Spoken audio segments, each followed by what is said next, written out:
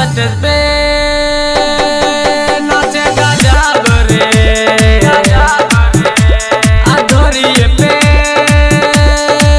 बरला लाइट रे अरे होठबा के लाली कनबा के बाली जाने मारे आँखी के कजरा बारे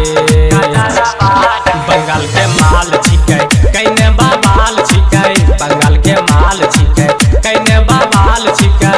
छौरिया सट पे नाचे गजब रे अधोरिए पे बरला लाइट रे अरे होठबा के लाली कनबा के बाली जाने मारे आँखी के कजरा बारे बंगाल के माल छिकै कइने बाबाल छिकै बंगाल के माल छिकै कइने बाबाल छिकै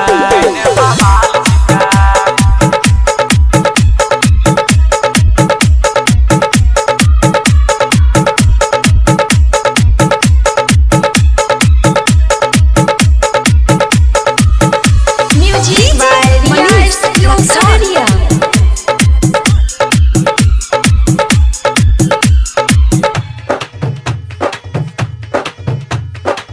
छौरा सब पीने छिको दारू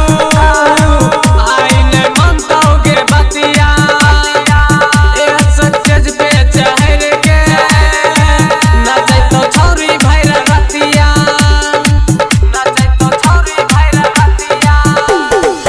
छौरा सब पीने छिको दारू आइने मनतौगे बतिया एक सतेज पे चढ़ के नचैतो छौरी भैर रतिया बंगाल से अइलही कमरा हिलैलही बंगाल से अइलही कमरा हिलैलही पागल बनल सो सब छौरा गे बंगाल के माल छिकै कइने बाबाल छिकै बंगाल के माल छिकै कइने बाबाल छिकै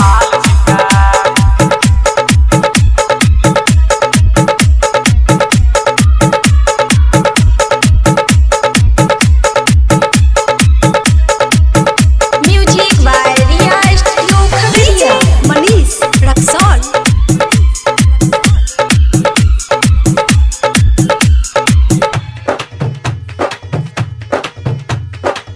पूरा अपन जवानी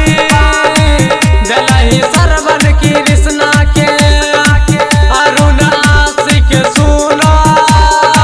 मजा लिहा बार राती के